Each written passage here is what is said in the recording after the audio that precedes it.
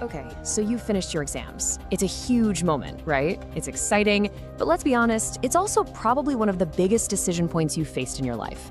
The path you choose now feels like it could set the course for everything. Well, in this explainer, we're going to give you a compass to help you navigate it all. This is the big one, isn't it? Science, commerce, or arts. But, it's not even just those three anymore. You've got vocational courses, diplomas, all these other options, and suddenly the choice can feel absolutely overwhelming. If you're feeling a bit lost in all that noise, that's completely normal. So I want you to think of this explainer as your personal compass. Our goal here is pretty simple, to give you a clear, practical guide for this journey, one that helps you find a direction that's genuinely right for you, especially here in West Bengal. Now, before I get into the nitty-gritty of different situations, let's just establish one golden rule. Seriously, this is the foundation that applies to absolutely everyone, no matter what path you're even thinking about. Let's just let that sink in for a second. Whether you end up in science, arts, commerce, or some technical field, your potential for success is not defined by the name of your stream. It's defined by you. Yeah, you can think of your career like this big, complex machine. Choosing a stream is just one part. The things that really make it run, the gears that drive everything, are the skills you build, the consistent effort you put in day after day, the smart decisions you make along the way, and, so importantly, getting the right guidance at the right time. These are the things that make it all work. Okay, so let's see how this foundation actually helps you make a smart choice. We're going to talk about financial backgrounds for a minute, not as something that limits you, but just as a different starting point on your map. It's all about playing it smart. So if your family has strong financial backing, you've got a wider range of options right off the bat. You can explore fields that might need a bigger investment up front, or maybe have a longer path to becoming profitable. But here's the catch. Financial support is a launch pad, not an autopilot. Success still comes down to your passion and your hard work. All right, now for the majority of students, the challenge here is really a balancing act, isn't it? You want to follow your passion, of course, but you also have to think about what's affordable and what the job prospects look like. It's all about finding that sweet spot between your dreams and the reality of the situation. So the crucial thing is to be strategic. In science, a BSc or engineering from a good state college gives you excellent value. Commerce can open up stable careers in things like banking and accounting. And an arts degree, that can be a really powerful foundation for competitive government exams. The key is to look for paths with strong, cost-effective outcomes. And this is so important to remember. You are not in this alone. There are some really powerful tools out there specifically designed to take some of that financial pressure off and open doors that might have seemed closed otherwise.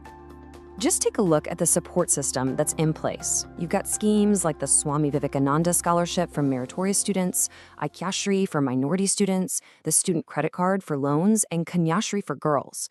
These are all there to help you bridge that financial gap. Please make sure you look into them.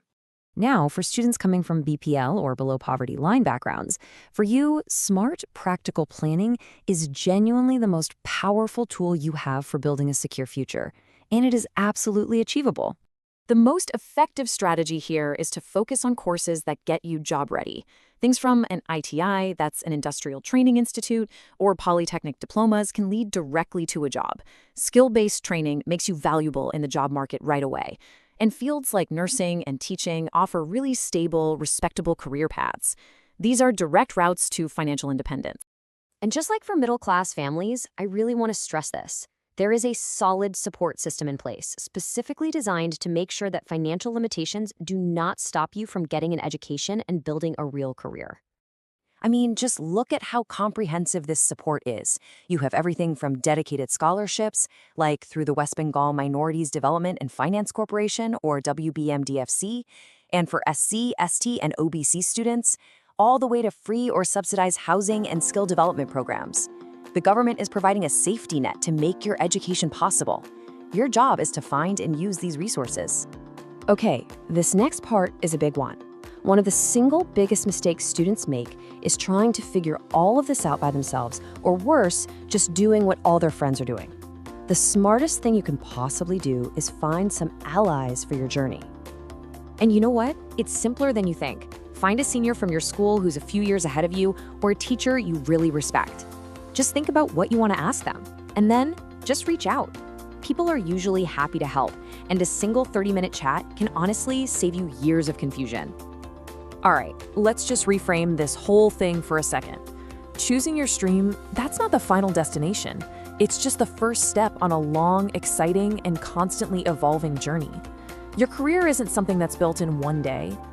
This timeline shows it perfectly. Think of your career in stages. High school, that's your foundation. The next block you build is your degree plus whatever practical skills you pick up. After that, you get that real-world experience in your first job. And from then on, it's all about growth, upskilling to advance, and just letting your career evolve. So, what are the keys to navigating this long journey successfully? Well, it really boils down to 3 things. First, discipline, showing up every day. Second, patience, understanding that real growth takes time. And third, a real commitment to always be learning, always looking for that next step up the ladder. If you take just one thing away from this whole explainer, let it be this formula right here. It truly doesn't matter where you start. If you focus on getting a good education, building real-world skills, and seeking out the right guidance, you are on the path to a strong, stable career. It's that simple. So the journey starts right now. Look at the resources we talked about, think about the people you could talk to, and just decide on one small, concrete action you can take today. The question is, what's your first step?